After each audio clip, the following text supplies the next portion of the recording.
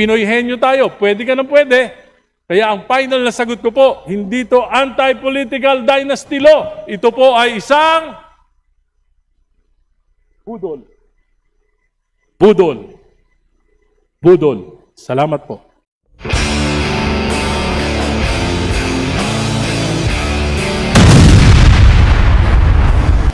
Bakit pa po kayo nagpanukala ng ganitong batas kung ang inyo palang prinsipyo ay pabayaan na lang kung sino yung iboto ng tao, siyang manalo, kahit magkakapatid, magkakamag-anak, magpipinsan, mag-asawa, mag-ama.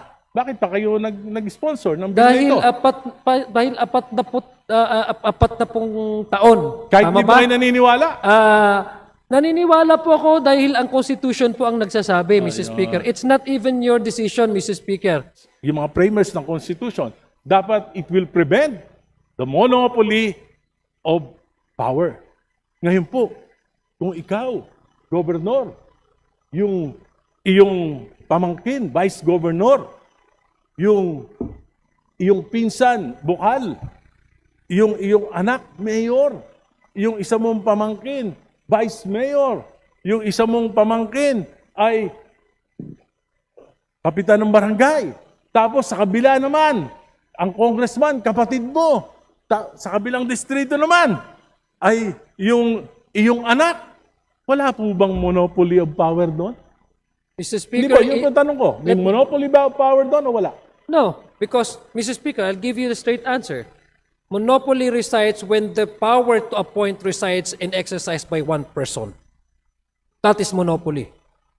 But we allow the people to vote. The primary reason is, again, the sovereignty of the people and the primacy of the right to vote under Section 1, Article 2. Kung may monopolya po, Mr. Speaker, ay kung i-appoint ito. Whether there is a law or not, ganun pa rin. It's the same thing. Yeah, Mr. Speaker, Your definition of monopoly of power is just on the appointments, eh di pareho lang, may batas o wala. Kung ang presidente po, ang kanyang pinsang buo ay speaker,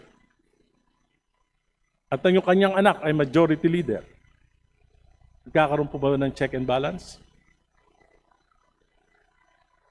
unang-una po, yes po, dahil unang-una, ang magkakaiba-iba naman po ng jurisdiction, itong ihikatura, legislatura at ihikutibo. Pasensya na, hindi po ako Tagalog, Maranao po ako, kaya ihikutibo at legislatura, Mr. Speaker. Sa tingin niyo po ba yan ay hindi magdudulot ng pag-abuso?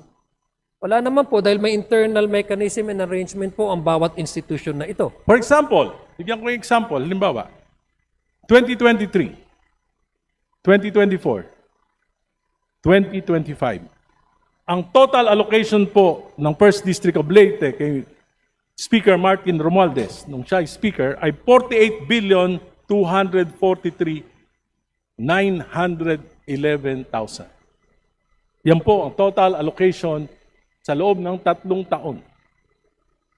Yung pong pinakamahirap na probinsya, swerte na maka 3 bilyon, 4 na bilyon sa isang taon. Bakit nangyari ito? Bakit hindi equitable yung distribution pagdating kay Speaker Romualdez? Dahil siya ba ay pinsan ng presidente? Di po. Ako hindi ko nakikita ng ganyan dahil unang-una Ano po? may proposal po ng National Expenditure Program. Ang National Expenditure Program ay naalat po nila ang kanilang budget sa bawat probinsya based on the recommendation ng Regional Development Corporation. Nandyan po yung wealth ng kanilang area. Hindi po ba ang nagre-rekomenda sa Kongreso ng National Expenditures Program ay ang Pangulo? It is called the President's budget, Mr. Speaker. So but it I is don't the think President's budget, and it's a fact that 48,243,000 was allocated for the 1st District of Leyte because he is the cousin of the President, and 30 billion was given to the 1st District of Ilocos Norte, the son of the President, and it will not happen if they are not a political dynasty. Mr. Speaker, if I was not observing my Ramadan, Mr. Speaker, I could have also shout as loud as Congressman Irise. If I may, but because if I may, I'm Mr. passing Sponsor. a Ramadan, I'm prohibited, Mr. Speaker. Mr. Sponsor, Allow me first, Mr. allow Speaker. me first may I remind the gentleman to stop, to bring down the decibels a bit. Shouting will not do us an advantage here. Let's debate in a proper way. If this House passes a bill that effectively protects political dynasties, then what message that send? It sends a message that the President's commitment to political reform ay hindi totoo. That his promise to prevent repetition of trillion peso corruption, particularly in sectors like flood control, ay hindi seryoso. That instead of real reforms, what we are seeing is appeasement, delay, at pagpapalipas ng galit ng taong bayan. Marami na po nagrarally against anti-political dynasty. Let us not deceive ourselves. When you file a weak law, when you pass a diluted version, when you allow contradiction between the House and the Senate, you are not solving the problem. You are buying time until people get tired, people forget, and accountability disappears. Ito po ay hindi po anti-political dynasty law. It will institutionalize political dynasties. At palagay ko po, mga nag-Pinoy henyo tayo, pwede ka na pwede. Kaya ang final na sagot ko po, hindi to anti-political dynasty law. Ito po ay isang budol. Budol.